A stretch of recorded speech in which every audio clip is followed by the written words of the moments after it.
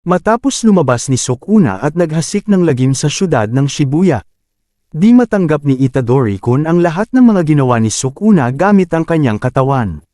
Ang nasa isip ni Itadori ay siya ang may kasalanan sa lahat ng mga namatay sa mga kamay ni Sukuna.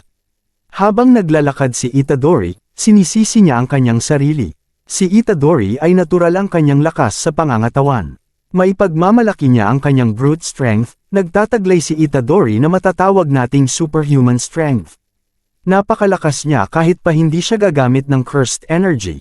Sa kabilang banda naman, si Kento Nanamin ay malakas na grade isang sorcerer na may pambihirang abilidad sa paglutas ng isang problema at saka magaling pagdating sa isang matinding labanan. Naglalakad si Nanamin na ang kanyang kalahating katawan ay sunog na. Sinusundan siya ni Maito. Nakaharap siya ng mga madaming cursed spirits sa subway station. Kahit pagod na ang katawan ni Nanamin, pilit pa din niyang nilalabanan ang lahat ng mga halimaw na kanyang nakaharap. Hanggang sa kanyang huling hininga, siya ay lumalaban para ipagtanggol ang sangkatauhan.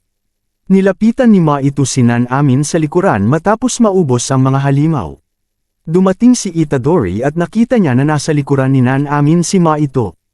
Unang napansin ni Maito si Itadori na nanonood sa kanila.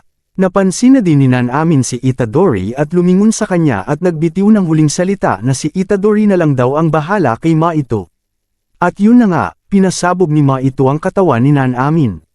Walang nagawa si Itadori at nabigla sa ginawa ni Maito. Galit na galit si Itadori at sinugod niya si Maito ng puno ng galit at paghihiganti para kay Nanamin.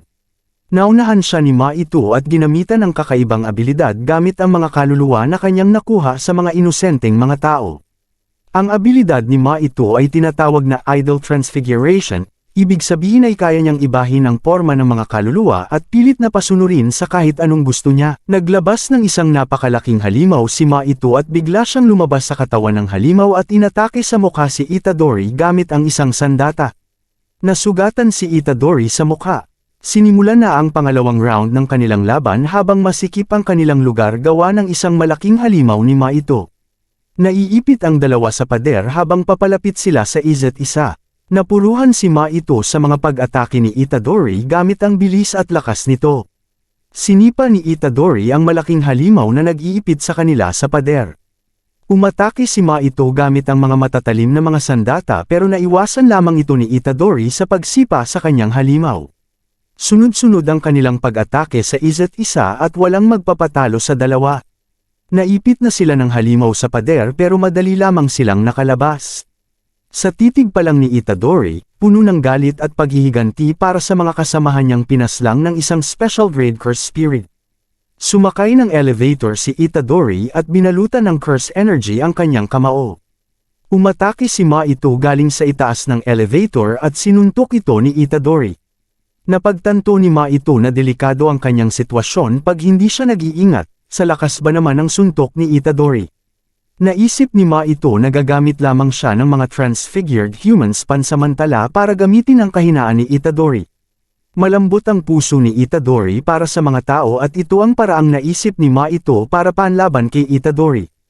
Nilapitan ni Itadori ang dalawang tao na ginamit ni Maito para malinlang si Itadori. At yun na nga, nataman si Itadori sa mukha sa di inaasahang pag-atake ng kalaban. Ito daw ang pinaka-epektibong paraan para labanan ang kalungkutan at paghihinagpis ni Itadori. Abangan nyo sa susunod na episode ang mga labanang nangyayari sa Shibuya.